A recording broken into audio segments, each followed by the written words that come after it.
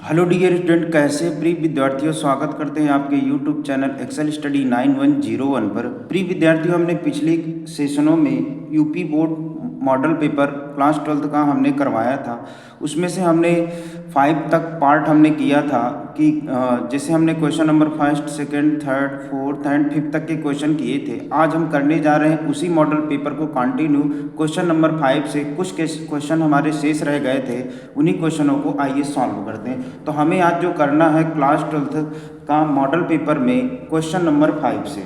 अब question number 5 तक के क्वेश्चन शायद हो चुके थे, तो आज हमें जो करना है क्वेश्चन नंबर 6 पे। तो क्वेश्चन नंबर 6 में दिया है कि सभी खंड आपको हल करना है, जिसमें से हम इसका का नंबर करेंगे। तो सबसे पहले क्वेश्चन नंबर डालेंगे यहाँ पर, क्वेश्चन नंबर 6। इसमें बोला है सभी खंड आपको करना है, जिसमें से का नंबर दिया है कि दिखाइए कि f(x) एक फलन है, जिसमें से यहाँ पर दो फलन दिए हैं। एक mod of x upon x। इसमें कंडीशन बोला है कि यदि x नॉट इक्वल टू 0 हो। फिर आपका सेकंड फलन दिया है जब f(x) का मान आपका 0 है और यदि x का मान आपका क्या हो जाए, 0 हो जाए। तो हमें यहाँ पर ये सिद्ध करना है कि x बराबर 0 पर फलन क्या है, असतत है या असंतत है। तो हम क्या करेंगे, जो हमारा दिया गया फलन है, तो हम फलन को क्या कर लेते हैं, पहले लिख लेते हैं। तो क्या दिया है, f(x) इक्वल टू, इसको आप महत्तम फलन मॉड ऑफ x भी बोल सकते हैं अपॉन x। इफ यहाँ पर बोला है कि x नॉट इक्वल टू 0, अर्थात x का मान यहाँ पर 0 नहीं हो सकता है। फिर दूसरा आपका इसी में फलन दिया है कि 0 है, यदि यहाँ पर बोला है कि x का मान आपका क्या हो जाए, 0 के बराबर हो जाए। तो हमें जो सिद्ध करना है, हमें प्रूव करना है कि x बराबर 0 पर फलन जो है वो क्या है, असंतत है। असंतत है, असंतत है। ये हमें क्या करना है, प्रूव करना है। ये हमारा दिया है इतना, ये आपका क्या था, दिया है। ये आपको क्या करना है, सिद्ध करना है। तो हम क्या करते हैं कि पहले हल डाल लेते हैं और हल से इसको क्या करते हैं, बहुत ही आसानी तरीके से इसको क्या करते हैं, सॉल्व करते हैं। तो सॉल्यूशन, तो यहाँ पर देखिए क्या दिया है कि फलन जो आपका दिया है f(x) और इसको हम महत्तम फलन को ब्रेक करेंगे। तो महत्तम फलन जब आपका ब्रेक होता है, तो मान लीजिए f(x) बराबर जो आपका दिया है मॉड ऑफ x। तो ये जब ब्रेक होता है तो दो फलनों में ब्रेक होता है। एक आपका x, यहाँ पर x एक धनात्मक x में ब्रेक होता है, एक क्या होता है, ऋणात्मक x में। लेकिन शर्त ये होती है कि यहाँ पर x इज ग्रेटर देन 0 होता है, यहाँ पर x का मान लेस देन 0 होता है। या फिर आप यहाँ बोल सकते हैं जब x का मान धनात्मक होता है तो x is greater than equal 0 हो जाएगा। यहाँ पर क्या होता है, जब ऋणात्मक होता है तो x का मान लेस देन 0 हो जाता है। तो यहाँ पर दो फलन बन जाएंगे। तो पहला फलन आपका बनेगा यहाँ पर x अपान x। यहाँ पर आप लिखेंगे कि x इज ग्रेटर देन 0 है। फिर माइनस x अपान x में यहाँ पर आप लिखेंगे, यहाँ आप लिखना चाहें तो x is greater than equal भी कर सकते हैं, और यहाँ पर आप लिखेंगे x इज लेस देन 0 हो जाएगा। और एक आपका फलन जो आपका दिया ही था कि x फलन आपका 0 है, और यहाँ पर शर्त आपको बताई थी कि x इज क्या है, x जो है वो 0 के क्या है, बराबर है। तो यहाँ पर आपको तीन फलन प्राप्त हो गए। महत्तम फलन दो फलनों में मतलब ब्रेक हो जाता है, एक धनात्मक x, एक ऋणात्मक x। इसमें शर्त क्या होती है कि जब x का मान धनात्मक होगा तो x क्या होगा, जो x जो होगा वो 0 से बड़ा या उसके बराबर होगा। जब x का मान ऋणात्मक होगा तो x का मान क्या होगा, 0 से छोटा होगा। तो यहाँ पर तीन फलन प्राप्त हुए। अब हमें क्या करना है, इनको चेक करना है। तो चेक करने के लिए प्यारे बच्चों क्या होता है, रूल्स होते हैं। सबसे पहले हम क्या कर देते हैं कि f का मान बराबर पर निकालते हैं। तो पहली शर्त में f इक्वल टू, अब हमें बराबर पर देखना है। तो बराबर पर हमारा फलन वैसे भी दिया है, क्या दिया है, 0 पर। अब किस पर चेक करें, 0 पर चेक करें। तो f ऑफ 0 बराबर क्या हो जाएगा, 0 हो जाएगा। फिर सेकंड आपकी शर्त है, इसी में सेकंड जो आपका नियम है वो LHL, लेफ्ट हैंड लिमिट। इसके लिए फॉर्मूला होता है limit h tend to 0 f of, अब 0 पर चेक करना है, यहाँ पर हमें किस पर चेक करना है, 0 पर चेक करना है। तो f ऑफ 0 माइनस h। अब हमें फलन जो देखना है, फलन हमें देखना है लिमिट x टेंड टू 0। इसका मतलब ये होता है कि हमें x का मान वहाँ पर देखना है जहाँ पर ये क्या हो, लेस देन हो। तो लेस देन पर अगर देखेंगे तो यहाँ पर आपका x का मान ग्रेटर देन इक्वल पर है, यहाँ पर आपका लेस देन पर है। और अगर हम इनको सिंप्लीफाई करें तो यहाँ पर x कैंसिल आउट हो जाएगा तो -1 होगा, यहाँ पर x कैंसिल आउट हो जाएगा तो 1 हो जाएगा। तो यहाँ पर अगर हम इसका फलन की बात करें तो यहाँ पर फलन आपको क्या प्राप्त हो जाएगा, -1। अब अचर पद है तो डायरेक्टली इसका मान प्राप्त हो जाएगा -1। अब हम क्या करते हैं, थर्ड शर्त में आपका जो निकाला जाता है वो क्या हो जाएगा, RHL, राइट हैंड लिमिट। इसमें क्या होता है formula, limit h tend to, यहाँ आप 0 माइनस कर सकते हैं, यहाँ पर 0 प्लस, तो f ऑफ 0 प्लस h। अब यहाँ पर हमें जो आपका फलन देखना है वो ग्रेटर देन पर देखना है। तो ग्रेटर देन पर देखेंगे तो आपका फलन ये पर x is greater than equal 0 है, तो यहाँ पर फलन का मान जो आपका क्या है वो क्या है, 1 है। तो यहाँ पर रखेंगे तो इसका मान क्या हो जाएगा, 1। तो यहाँ पर RHL का जो मान प्राप्त हुआ वो 1 प्राप्त हुआ है, और यहाँ पर FA का मान आपको क्या प्राप्त हुआ था, 0। तो यहीं से आप डायरेक्ट बता सकते हैं कि दोनों फलनों का मान क्या है, बराबर नहीं है, अतः दिया गया फलन x इक्वल टू 0 पर क्या है, असतत है। तो आगे हमें जाने की जरूरत ही नहीं थी, तो यहाँ लिखेंगे चूंकि f of 0 equal to limit h tend to 0 minus f of 0 minus h का मान नॉट इक्वल टू है, इसलिए x इक्वल टू 0 पर दिया गया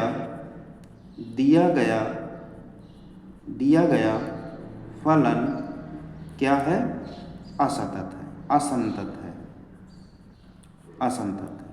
अगर प्यारे बच्चों संतत होगा तो f ऑफ a और लिमिट क्या हो जाएगा, LHL का मान, RHL का मान तीनों बराबर हो जाएगा। तो दिया गया फलन किसी भी बिंदु पर होगा वो क्या होगा, सतत होगा। जबकि यहाँ पर f ऑफ a का मान और LHL का मान क्या है, इक्वल नहीं है। तो यहीं से हम डायरेक्टली बता देंगे कि f ऑफ a या 0 और limit h tend to 0, f of 0 minus h का मान क्या है, इक्वल नहीं है, इसलिए x इक्वल टू 0 पर दिया गया फलन क्या है, असंतत है।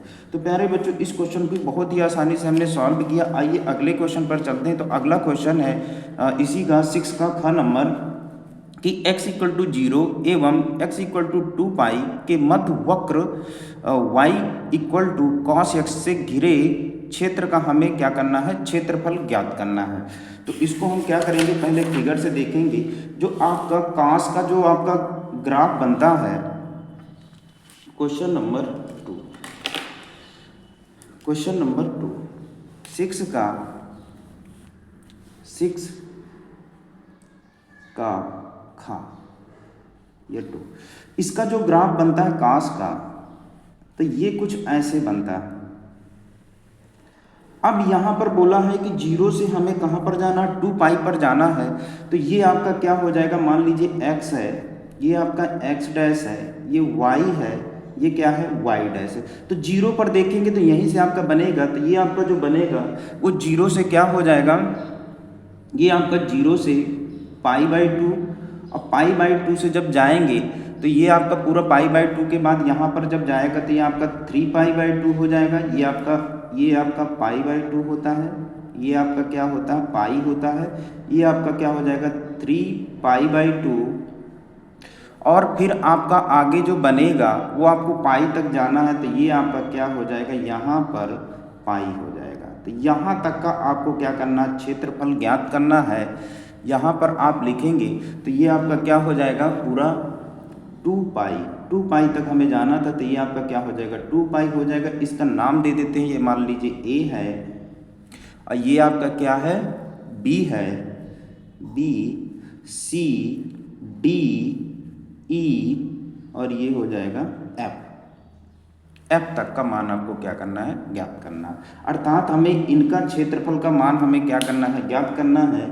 तो ये इस भाग का भी क्षेत्रफल ज्ञात करना है, इस भाग का भी क्षेत्रफल ज्ञात करना है, क्योंकि यहाँ पर बोला है कि cos x का मान x इक्वल टू 0 और 2 पाई के बीच का हमें क्या करना, क्षेत्रफल ज्ञात करना है। तो हम यहाँ पर लिखेंगे कि हमारा दिया है जो फलन, वक्र क्या दिया था, वक्र हमारा दिया है, वक्र y equal to cos x। और यहाँ पर बोला है कि x इक्वल टू 0 और x इक्वल टू 2 पाई के मध्य का हमें क्षेत्रफल ज्ञात करना है। तो ये आपका क्या है 0 है और यहाँ पर आपका क्या है ये 2 पाई है। तो यहाँ तक का हमारा घिरा हुआ क्षेत्रफल ज्ञात करना है। तो यहाँ लिखेंगे अभीष्ट क्षेत्रफल बराबर जो आपका होगा क्षेत्रफल वो कितना हो जाएगा। यहाँ पर ये बिंदु को मान लेते हैं O, तो एक क्षेत्रफल बनेगा हमारा OABO का क्षेत्रफल प्लस यहाँ पर अगर करेंगे तो ये हो जाएगा BDC और ये आपका B का क्षेत्रफल अब प्लस आपका जो हो जाएगा यहाँ पर वो क्या हो जाएगा D, यहाँ पर मान लेते हैं कोई बिंदु, चाहे आप डायरेक्टली कर लेना, तो ये हो जाएगा DEFD का क्षेत्रफल। अब यहाँ पर अगर हम देखना चाहें तो इस भाग को हम मान लेते हैं, ये आपका लिमिट जो होगी 0 से क्या हो जाएगी π/2 हो जाएगी। इसको हम मान लेते हैं y1 क्षेत्र dx प्लस अब ये आपका क्या हो जाएगा π/2 से 3π/2 y2 मान लेते हैं इसको dx अब प्लस इसको मान लेते हैं 3π/2 से हमारा 2 पाई तक और ये हो जाएगा y3 dx हो जाएगा। अब हम सबके क्षेत्रफल वो रख देते हैं, इनमें से हमारा फलन जो दिया है वक्र क्या दिया है cos x y equal to, तो यहाँ पर लिखेंगे 0 से π/2 cos x dx फिर π/2 3π/2 cos x प्लस ये आपका 3π/2 2 पाई ये आपका हो जाएगा cos x dx। अब cos x का जो इंटीग्रेशन होता है प्यारे बच्चों वो क्या होता है sin x होता है और लिमिट आपकी 0 से क्या है π/2 है। फिर cos x का इंटीग्रेशन करेंगे तो sin x हो जाएगा और यहाँ पर जो आपकी लोअर लिमिट π/2 है और अपर लिमिट क्या है 3π/2 है। फिर आपका sin x cos x का जो इंटीग्रेशन होगा वो क्या होगा sin x और जो आपकी लिमिट है वो 3π/2 से वो आपका क्या है 2 पाई है।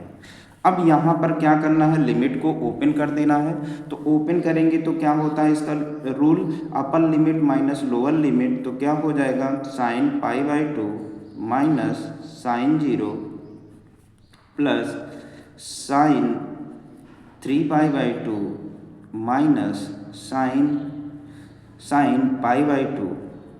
फिर आपका क्या हो जाएगा इसमें भी ओपन करेंगे तो sin 2 पाई माइनस sin 3π/2 हो जाएगा। अब आप जानते हो कि sin 90 का मान कितना होता है 1 होता है 1 और sin 0 की वैल्यू क्या होती है 0 होती है। sin 3π/2 की वैल्यू कितनी होती है आपकी -1 होती है और क्या हो जाएगा sin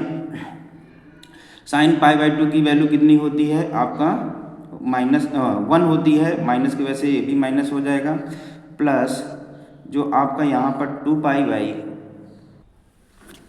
तो प्यारे बच्चों यहाँ पर sin 2 पाई का जो मान होता है वो क्या होता है 0 होता है माइनस sin 3π/2 का मान कितना होता है -1 तो -1। फिर यहाँ पर इसको सिंप्लीफाई करेंगे तो कितना हो जाएगा 1 हो जाएगा। अब क्षेत्रफल कभी क्या होता है ऋणात्मक नहीं होता है, माइनस माइनस कितना हो जाएगा आपका -2 हो जाएगा और प्लस क्या हो जाएगा ये माइनस माइनस क्या हो जाएगा प्लस का हो जाएगा। ये सभी धनात्मक मान प्राप्त होंगे तो ये आपका 1 होगा, ये भी आपका धनात्मक हो जाएगा तो प्लस का 2 हो जाएगा, प्लस का 1 हो जाएगा। सभी को जोड़ेंगे तो आपको कितना प्राप्त होगा 4 और क्षेत्रफल निकाल रहे हैं तो क्या हो जाएगा वर्ग इकाई हो जाएगा। यही आपका क्या हो जाएगा प्यारे बच्चों राइट आंसर होगा। तो हमने cos y बराबर वक्र जो दिया था cos x का वो हमने बहुत ही आसानी तरीके से क्वेश्चन को सॉल्व कर लिया। यही प्यारे बच्चों क्या हो जाएगा आंसर हो जाएगा। तो देखिए हमें यहाँ पर बोला था कि वक्र दिया है y बराबर cos x और हमें 0 से x बराबर 0 से 2 पाई के घिरा हुआ क्षेत्रफल ज्ञात करना था। तो हमने क्या कर दिया, इस भाग का क्षेत्रफल, इस भाग का क्षेत्रफल, इस भाग का क्षेत्रफल, जहाँ जहाँ की लिमिट थी तो 0 से हमने π/2, फिर π/2 से 3π/2, 3π/2 से हमने 2 पाई के बीच का क्षेत्रफल बहुत ही आसानी तरीके से ज्ञात कर लिया। तो आई होप प्यारे बच्चों ये क्वेश्चन बहुत ही आसानी से समझ में आया होगा। तो प्यारे बच्चों ये क्वेश्चन बहुत ही आसानी से आपको समझ में आया होगा। आइए अगले क्वेश्चन पर चलते हैं। तो अगला क्वेश्चन है आपका, क्वेश्चन पहले रीड कर लेते हैं। क्वेश्चन है आपका इसी का 6वें का ग नंबर, p का मान ज्ञात कीजिए यदि रेखाएं दी हैं 1 - x/3 equal to 7y - 14/2p equal to z - 3/2 रेखाएं, और दूसरी रेखा का जो आपका समीकरण दिया है वो 7 - 7x/3p equal to y - 5/1 equal to 6 - z/5 परस्पर लंब हो। शर्त दिया है कि परस्पर लंब हो, तो क्या इसका मान आपका आएगा p का मान, तो यही हमें क्या करना है, ज्ञात करना है। तो आइए सबसे पहले क्वेश्चन नंबर जो आपका है वो 6 का ग, रेखाओं के दिए गए रेखाओं के जो आपके समीकरण हैं, पहले हम क्वेश्चन को क्या कर देते हैं, नोट कर लेते हैं। तो ये आपकी रेखाएं, पहली जो रेखा दी है वो आपकी क्या दी है, पहली जो आपकी रेखा दी है वो क्या दी है, 1 - x/3 equal to 7y - 14/2p equal to z - 3/2, ये पहली रेखा है। और दूसरी रेखा आपकी क्या दी है, 7 - 7x/3p equal to y - 5/1 equal to 6 - z/5, ये सेकंड समीकरण है। तो ये हमारे दिए गए, यहाँ लिख सकते हैं दिए गए रेखाओं के या दी गई रेखाओं के समीकरण, रेखाओं के समीकरण। अब इसको संतुलित करें, क्योंकि संतुलित समीकरण जो हमारे किस फॉर्म में होते हैं तो हम जानते हैं, रेखाओं के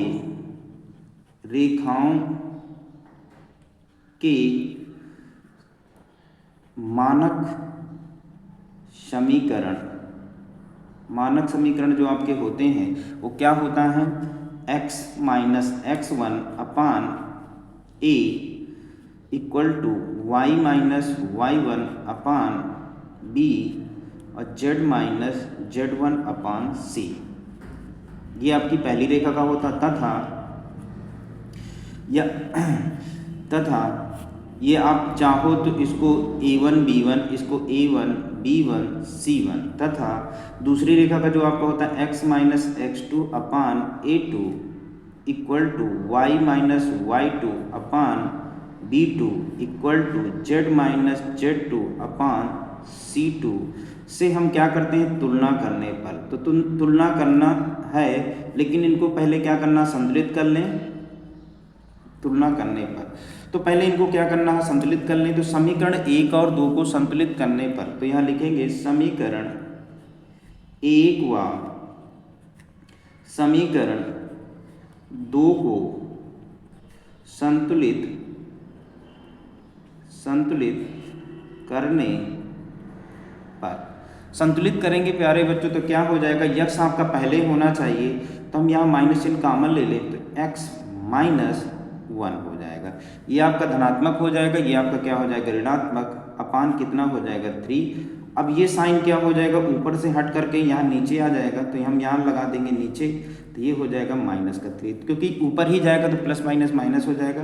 फिर यहाँ पर क्या हो जाएगा, यहाँ y होना चाहिए, क्योंकि देखिए यहाँ पर क्या है y - y1, तो y यहाँ पर क्या होना चाहिए, सिर्फ y होना चाहिए, गुणांक नहीं होना चाहिए। तो हम 7 यहाँ पर क्या कर लेते हैं, कॉमन कर लेते हैं। तो y - 7 दूनी 14 बटे कितना हो जाएगा 2p इक्वल टू z - 3 क्या हो जाएगा 2 हो जाएगा। इसको और थोड़ा सिंपल फॉर्म में लिखेंगे तो x - 1/-3 इक्वल टू y - 2। अब इसको बटे के बटे है तो इसको अपान में ले आएंगे तो ये हो जाएगा 2p अपान कितना हो जाएगा 7, क्योंकि ये चेंज हो जाएगा तो फिर ऊपर पहुंच जाएगा इक्वल टू z - 3 क्या हो जाएगा 2 हो जाएगा। इसको समीकरण नंबर क्या मान लें, 3 मान लेते हैं। अब इसी प्रकार हम इसको भी कर लें, जो हमारा समीकरण नंबर 2 है, समीकरण 1 और 2 को संतुलित करना था। इसी प्रकार इसी प्रकार समीकरण 2 को या 2 से, ठीक है। तो क्या हो जाएगा, यहाँ पर 7 कॉमन ले ले, -7 कॉमन ले ले, तो क्या हो जाएगा हमारा यहाँ पर x -1 अपान क्या हो जाएगा 3p इक्वल टू y -5 को तो कुछ करना नहीं है 1, और यहाँ से भी आपको क्या करना है माइनस कॉमन लेना है, तो z -6 अपान कितना हो जाएगा 5 हो जाएगा। इसको थोड़ा सा और सिंपल करें तो क्या होगा x -1 upon 3p upon -7 equal to y -5 upon 1 equal to z -6 upon -5। ये समीकरण नंबर 4 है। तो यहाँ से हम क्या कर देते हैं, मानक समीकरण की तुलना कराएंगे। तो प्यारे बच्चों क्या करना, हमने यहाँ पर पहले लिख दिया था, बाद में संतुलित कराया था, तो यहाँ आप चाहो तो बाद में लिख सकते हैं ये चीज़ को कि तुलना कराने पर। तो तुलना कराएंगे तो प्यारे बच्चों a1 की वैल्यू जो आपको प्राप्त होगी, a1 बराबर आपको a1 आपका कितना प्राप्त होगा 3, b1 की वैल्यू जो आपको प्राप्त होगी वो 2p/7, और c1 की वैल्यू आपको जो प्राप्त होगी वो 2 प्राप्त होगी। इसी प्रकार a2 की वैल्यू आपकी कितनी होगी 3p/-7, b2 की वैल्यू जो आपको 1 प्राप्त होगी, और c2 की वैल्यू आपको -5 प्राप्त होगी। अब हम क्या करेंगे, यहाँ लिखेंगे यहाँ पर लिखेंगे जब रेखाएं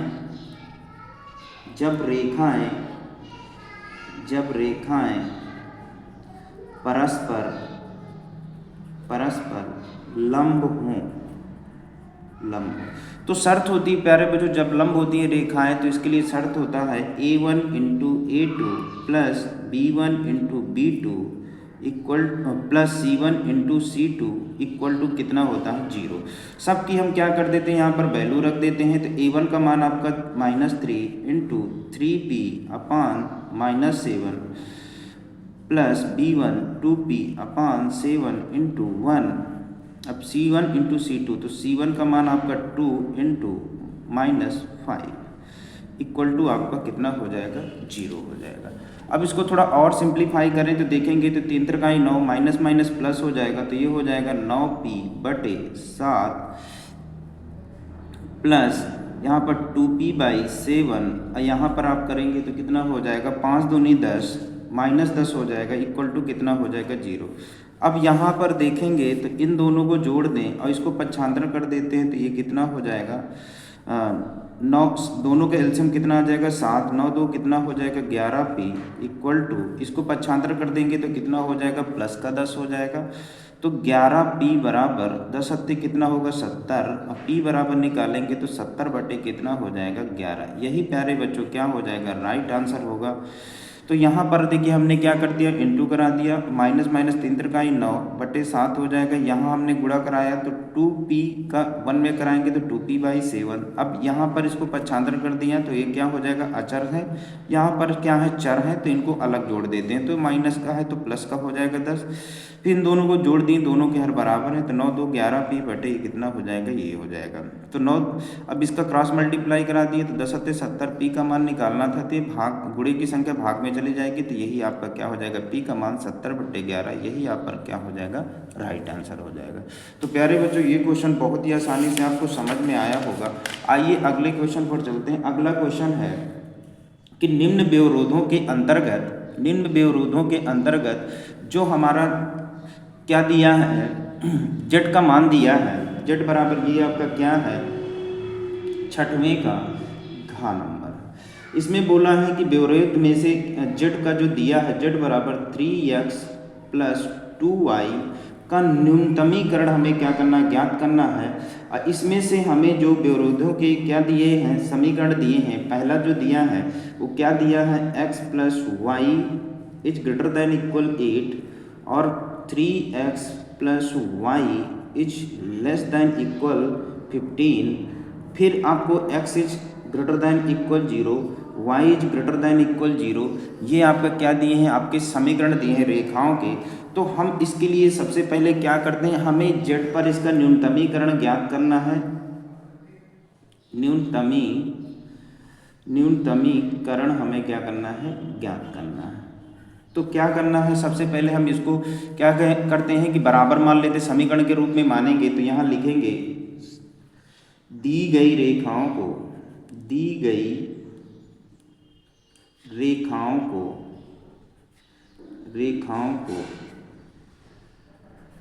समीकरण के रूप में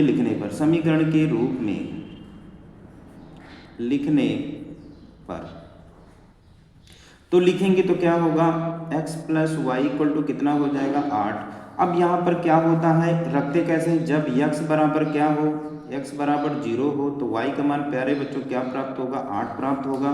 फिर यहाँ पर लिखेंगे जब x बराबर या y बराबर आपका 0 हो तो x का मान कितना होगा, 8 होगा। अब इसकी भी टेबल बना लेते हैं। तो इसकी टेबल बनाएंगे, यहाँ पर आपकी टेबल जो आपकी इसकी प्राप्त होगी वो क्या प्राप्त होगी, पहले हमने x फिर रखना है y, x का मान हमने क्या रखा तो y का मान हमें क्या प्राप्त हुआ, यहाँ पर x का मान हमने पहले 0 रखा तो y का मान 8 प्राप्त हुआ। फिर हमने y का मान क्या रखा, 0 रखा तो x का मान क्या प्राप्त हुआ, 8 प्राप्त हुआ। इसी प्रकार हमने समीकरण नंबर 1 को, ये समीकरण नंबर हमने क्या था, 1 था। इसी प्रकार हम इसको भी मान लेते हैं, यहाँ लिखना चाहो तो x प्लस वाई बराबर 8, ये आपका समीकरण नंबर 1 है। और 3x प्लस 5y बराबर क्या हो जाएगा, 15, ये समीकरण नंबर क्या हो जाएगा, 2 हो जाएगा। तो इसी प्रकार हम क्या करेंगे, समीकरण 2 से, तो समीकरण 2 से क्या हो जाएगा, 3x plus 15y equal to कितना हो जाएगा, 5y इक्वल टू कितना हो जाएगा, 15। तो यहाँ पर हम क्या करेंगे, x बराबर 0 रखने पर, तो x बराबर जब आप 0 रखोगे तो क्या होगा, x का मान आपका 0 होगा, 3 into 0 plus 5y equal to कितना होगा, 15। तो y ये तो आपका 0 हो जाएगा, तो 5y बराबर कितना हो जाएगा, 15। तो y का मान आपको प्राप्त होगा 15/5, 5 3 15। तो y का मान आपको क्या प्राप्त होगा, 3 प्राप्त हो गया, 5 3 15। अब इसी प्रकार हम क्या करेंगे, जब x बराबर, अभी हमने क्या रखा है, x बराबर 0 तो y का मान प्राप्त होगा। जब y बराबर 0 रखने पर यहाँ लिखेंगे, जब y बराबर क्या रखने पर 0 तो x का मान क्या होगा, तो 3x, y का मान 0 रखना है तो ये 0 हो जाएगा बराबर 15। ये 0 हो गया तो ये 3x प्लस 0 बराबर 15। तो x बराबर निकालेंगे तो 3x बराबर 15। तो x का मान कितना हो जाएगा, 15/3, 3 5 15। तो x का मान आपको क्या प्राप्त हो गया, 5। अब इसकी टेबल बनाएंगे, तो इसकी टेबल आपकी क्या बनेगी कि हमने यहाँ पर जो लिया है, तो टेबल में यहाँ पर x फिर y, पहले हमने x का मान क्या लिया है, 0, तो y का मान आपको कितना प्राप्त हुआ, 3 प्राप्त हो गया। अब x का मान हमने क्या, y का मान क्या रखा है, 0, तो x का मान आपको कितना प्राप्त हुआ, 5। अब हम यहाँ पर देखेंगे सारे समीकरण आ गए, और यहाँ पर तो आपका एक x बराबर आपका 0 है, y बराबर भी आपका क्या है, 0 है। अब हम इसमें ग्राफ में देखेंगे, तो ग्राफ पहले खींचेंगे, तो ग्राफ आपका कुछ आपको वहाँ पर ग्राफ दिया जाएगा एग्जाम हॉल में, आपको ग्राफ से ही यहाँ पर खींचना है। आपको प्रॉपर पेंसिल और क्या करना, रबड़ और कटर का मतलब अपने साथ रखना है, क्योंकि आपकी लाइन क्या हो नहीं होनी चाहिए, डिस्टर्ब नहीं होना चाहिए। तो ये होगा x डैश y डैश। अब यहाँ पर हम लिखेंगे तो क्या हो जाएगा, यहाँ पर 0 0 जहाँ पर दोनों रेखाएं मिल जाती 0 0 हो जाएगा। ये आपका 1 2 3 4 5 6 7 8। तो ये आपके ऋणात्मक हैं, तो यहाँ लिखना चाहो -1 -2 -3 -4 -5 -6 -7 -8 हो जाएगा। फिर आपको y की तरफ जाना है, तो 1 2 3 4 5 6 7 8। तो यहाँ होगा 1 2 3 4 5 6 7 8 हो जाएगा। इसी प्रकार आपको x अक्ष के धनात्मक की तरफ जाना है, तो 1 2 3 4 5 6 7 ये 8 हो जाएगा। तो 1 2 3 4 5 6 7 8। अब यहाँ पर क्या कर, ऋणात्मक में आपको कोई वैल्यू नहीं मिली है, आप लिखना चाहो तो कर सकते हो, 1 2 3 4 5 6 7 8। अब यहाँ पर देखेंगे तो पहले टेबल में x का 0 y का 8 सॉरी x का 0 y का क्या है 8 है। तो यहाँ पर लिखेंगे x का 0 y का 8 आपको यहाँ मिलेगा। इस अक्ष में y अक्ष में x आपका 0 होगा, y का 8 होगा। तो यहाँ हम इस बिंदु को मान लेते हैं a बिंदु, x का 0 है, y का 8 है। फिर आपका क्या है, अगला है x का 8 y का 0। तो यहाँ पर आपका प्राप्त होगा x का 8 है, y का 0 है। अब इन दोनों रेखाओं को हम क्या कर देते हैं, मिला देते हैं, जहाँ पर दोनों बिंदु मिल जाते हैं। तो हम इनको मिलाएंगे, ये होगा। तो यहाँ पर ये आपका क्या हो जाएगा, रेखा बन जाएगी, ये आपकी रेखा। और ये जो किस रेखा का समीकरण आपका होगा, x plus Y equal to 8 का है। अब दूसरा जो हमारा टेबल दिया है, x बराबर 0 और y बराबर आपका 5, x बराबर 0 y बराबर आपका 5 यहाँ पर प्राप्त होगा। तो यहाँ पर x बराबर 0 y बराबर आपको 5 प्राप्त होगा। फिर अगले वाले में देखेंगे तो x का 5 y का 0 है, तो x का 5 y का 0 आपका, x का 0 y का सॉरी बच्चों 3 है। तो यहाँ पर हमें जाना है x बराबर 3, यहाँ पर आपका ये नहीं होगा, x का 0 y का क्या है 3 है। फिर आपका क्या है, अब x का 5 है y का 0 है, तो यहाँ पर होगा ये x का 0 सॉरी x का 5 y का 0 है। इसको मान लेते हैं आपका C बिंदु, इसको मान लेते हैं D बिंदु, दोनों को मिला देते हैं। तो ये मिलाएंगे,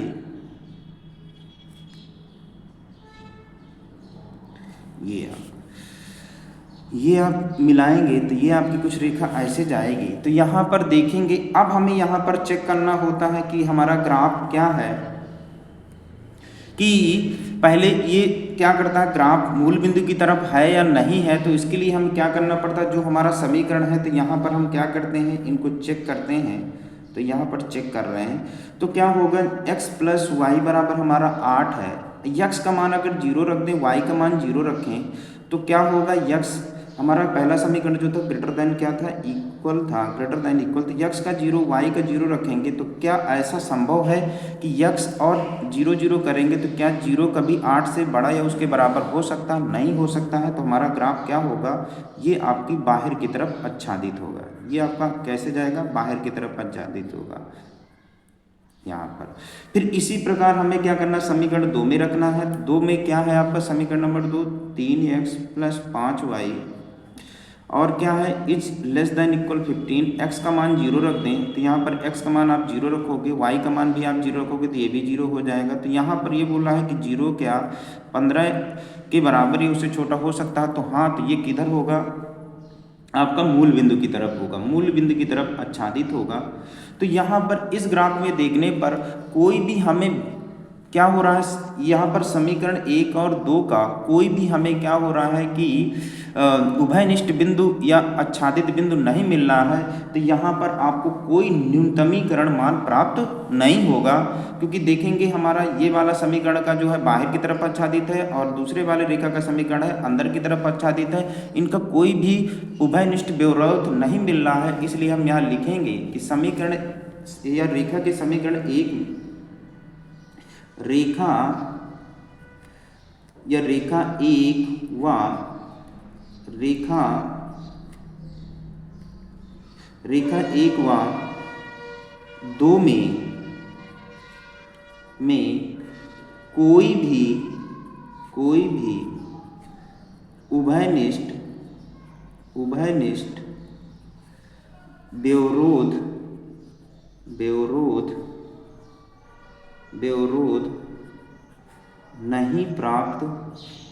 विरोध नहीं प्राप्त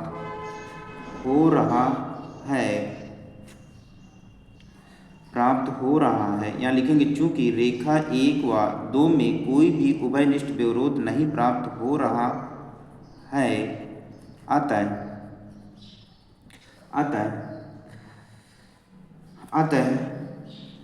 दिए गए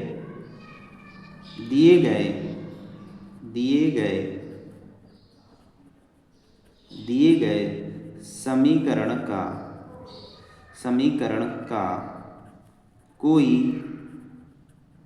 न्यूनतमीकरण कोई भी न्यूनतमीकरण प्राप्त नहीं होगा। न्यूनतमीकरण अधिकतमीकरण तभी प्राप्त होगा जब यहाँ पर हमें कोई भी उभयनिष्ठ प्राप्त हो रहे हों। तो यहाँ पर कोई भी उभयनिष्ठ प्राप्त नहीं होंगे तो क्या हो जाएगा, कोई भी उभयनिष्ठ विरोध प्राप्त नहीं हो रहा, अतः दिए गए समीकरण का कोई भी न्यूनतमीकरण प्राप्त नहीं होगा। यहाँ पर ये लिख देंगे। तो प्यारे बच्चों इस तरीके से आप करोगे तो आपको नंबर भी आसानी से प्राप्त होंगे। और थोड़ा सा इसमें क्या है कि ग्राफ आपको बनाना पड़ेगा, वो आपको एग्जाम हॉल में ग्राफ अवश्य ही दिया जाएगा। तो प्यारे बच्चों ये क्वेश्चन बहुत ही आसानी से आपको समझ में आया होगा। आइए अगले क्वेश्चन पर चलते हैं। तो क्वेश्चन नंबर अगला है कि एक छात्रावास में 60% विद्यार्थी हिंदी का, 40% विद्यार्थी अंग्रेजी का, 20% विद्यार्थी दोनों अखबार पढ़ते हैं। एक छात्रा को यादृच्छिक चुना जाता है। तो हमें ज्ञात करना है, प्रायिकता ज्ञात कीजिए। वह ना तो हिंदी और ना ही अंग्रेजी का अखबार पढ़ती है। यदि वह हिंदी का अखबार पढ़ती है तो उसके अंग्रेजी का अखबार पढ़ने वाले को क्या करना है, प्रायिकता हमें क्या करना है, ज्ञात करना है। तो प्यारे बच्चों क्या करते हैं, क्वेश्चन नंबर जो हमारा 6 का अंगा नंबर है, तो मान लेते हैं कि माना कि छात्रावास में हिंदी व अंग्रेजी अखबार पढ़ने वाले विद्यार्थियों की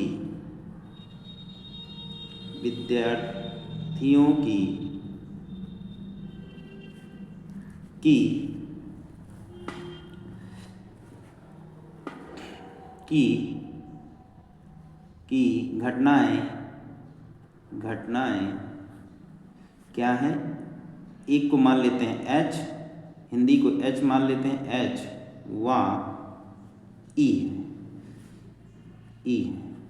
अब यहाँ पर पहले बोला है कि आपको हिंदी में अखबार पढ़ने वाले को, तो हम यहाँ लिखेंगे PH इक्वल टू 60% है। तो 60% को जब आप तोड़ोगे तो 60 बटे कितना हो जाएगा, 100। 0 से 0 कैंसिल आउट हो जाएगा। 2 से काटोगे तो 2 तिहाई 6, 2 पंचे 10, ठीक है। तो ये आपका हो जाएगा 3/5 हो जाएगा। प्रोबेबिलिटी ऑफ हिंदी के पढ़ने की प्रायिकता कितनी हो गई, 3/5 हो गई। इसी प्रकार अंग्रेजी का तो क्या हो जाएगा, PE इक्वल टू 40/100। आप काटोगे 0 0 कट जाएगा, 2 से काटोगे 2 दूनी 4, 2 पंचे 10 हो जाएगा। इसी प्रकार आगे बोला है कि हमें यहाँ 20% दोनों अखबार पढ़ते हैं। दोनों अखबार पढ़ने का मतलब ये है कि या तो हिंदी, या तो क्या हो जाएगा यहाँ पर, या तो हिंदी का पढ़ते होंगे, ये बोलना है कि दोनों अखबार पढ़ते हैं, हिंदी और अंग्रेजी दोनों का पढ़ते हैं। तो यहाँ पर हो जाएगा H इंटरसेक्शन आपका E। इसका मतलब ये होगा कि हिंदी और अंग्रेजी दोनों का अखबार पढ़ते हैं, कितने परसेंट है, 20%। तो 20 बटे कितना हो जाएगा आपका, 100 हो जाएगा। 0 0 काटेंगे, 2 से काटेंगे, 2 1 2, 2 पंचे 10, ये आ जाएगा 1/5 हो जाएगा। अब हमें क्या करना है, पहले में बोला है कि ना तो वह हिंदी पढ़ता हो ना ही अंग्रेजी पढ़ता हो। तो सबसे पहले हम निकाल लेते हैं कि हिंदी व अंग्रेजी पढ़ने वाले विद्यार्थियों की संख्या निकाल लेते हैं। तो इसके लिए फार्मूला होता है, चूंकि PH union B equal to जो होता है वो आपका probability of H plus probability of E minus probability of H intersection E हो जाएगा। इसका मतलब ये है कि ये हिंदी का अखबार पढ़ने वाले और ये क्या है, अंग्रेजी का, ये दोनों अखबार पढ़ने वाले। तो इनकी जो दिया है तो 3/5 दी है, इसके कितनी दिया है, 2/5 दी है, और इसके कितने दिया है, 1/5 दिया है। तो यहाँ पर इन दोनों को जोड़ दें, तो यहाँ पर जोड़ेंगे तो ये कितना प्राप्त होगा आपका, 3 2 5/5 माइनस कितना हो जाएगा आपका 1/5। अब यहाँ पर दोनों का एलसीएम करें तो आपका कितना प्राप्त होगा, दोनों का एलसीएम करें तो आपका 5 हो जाएगा। 5 माइनस 1 तो कितना हो जाएगा, 4/8, 4 बटे कितना हो जाएगा, 5। अगर दशमलव में चेंज करना चाहो तो 0 पॉइंट कितना हो जाएगा, 8 हो जाएगा।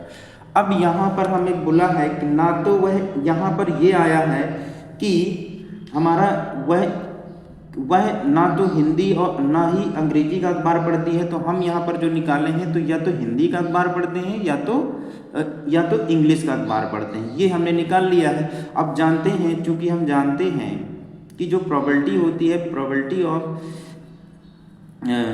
ई event plus probability of not event, probability of not event equal to कितना होता है 1। हमने क्या कर लिया है कि हिंदी और अंग्रेजी का अखबार पढ़ने वालों की संख्या निकाल ली है, ना निकालना है हमें, ना पढ़ने वालों की निकालना, तो 1 से माइनस कर देंगे। तो यहाँ पर क्या हो जाएगा, P E not equal to जो हो जाएगा 1 माइनस पी ई, इसकी प्रोबेबिलिटी हमारे पता है, तो ये हम यहाँ पर माइनस कर देंगे, तो माइनस का 0.8 माइनस कर देंगे तो कितना होगा 0.2। अगर हम इसको किस उसमें चेंज करना चाहें, अगर हम इसको प्रतिशत में बदलना चाहें तो प्रतिशत में अगर बदलेंगे तो ये आपका कितना हो जाएगा 2/10, अब गुणे क्या कर देंगे 100, 0 कैंसिल, तो कितना हो जाएगा 20% विद्यार्थी ऐसे हैं जो ना तो अंग्रेजी का अखबार पढ़ते हैं और ना ही हमारा क्या पढ़ते हैं, इंग्लिश का अखबार पढ़ते हैं, ना ही इंग्लिश का अखबार पढ़ते हैं। तो ये हमारा फर्स्ट पार्ट आपका कंप्लीट हो गया। अब हमें क्या करना है, सेकंड पार्ट करना है। तो सेकंड पार्ट में क्या बोला है कि यदि वह हिंदी का अखबार पढ़ती है तो उसके अंग्रेजी का भी अखबार पढ़ने वाले की क्या प्रायिकता होगी। तो इसके लिए प्यारे बच्चों फार्मूला होता है पीई, हिंदी का अखबार पढ़ती है, अंग्रेजी का भी अखबार पढ़ने की प्रायिकता के लिए एक फार्मूला होता है कि H upon E equal to, जो आपका फार्मूला होता है P H intersection E upon क्या हो जाएगा आपका पी ई, यानी कि हमें जो निकालना है, जो हमने यहाँ पर दिया है इसमें हिंदी और अंग्रेजी का अखबार पढ़ने वालों की संख्या, फिर इंग्लिश के अखबार पढ़ने वालों की संख्या, तो इसमें दोनों आ जाएंगे। दोनों में कितना था आपका, दोनों का अखबार पढ़ने वालों की जो संख्या थी वो कितनी आ गई थी 0.2। तो प्यारे बच्चों क्या करेंगे, दोनों का अखबार कितने लोग पढ़ते हैं, दोनों का अखबार जो पढ़ने वालों की कितनी है 1/5, उनमें से इंग्लिश कितने लोग पढ़ते हैं 2/5 है, तो 5 से 5 कैंसिल आउट हो जाएगा, तो इसकी कितनी आ जाएगी 1/2 आ जाएगी। इसको अगर परसेंटेज में बदलना चाहें तो आप कितना कर सकते हो, गुणे 100 कर देंगे, तो ये हो जाएगा 2 पंचे 10, यानी 50% ऐसे विद्यार्थी हैं जो कि अंग्रेजी का भी अखबार पढ़ते हैं। तो ये हमारा ये आ जाएगा। तो प्यारे बच्चों ये आपका क्या हो जाएगा, राइट आंसर हो जाएगा। इस प्रकार से हमने 6 के सभी खंड किए हैं। अब आपके प्यारे बच्चों 8-8 नंबर वाले क्वेश्चन बचे जो हम अगले सेशन में करेंगे, क्योंकि 8-8 नंबर के 3 क्वेश्चन बचे हैं, क्वेश्चन नंबर 7, 8 और 9, इनको हम अगले सेशन में करेंगे। तो प्यारे बच्चों जो भी आपको डाउट होता है किसी भी चैप्टर से रिलेटेड या मॉडल से रिलेटेड, आप अपना क्वेश्चन भेज सकते हैं, हम आपका डाउट अवश्य ही क्लियर करेंगे। थैंक्स प्यारे बच्चों।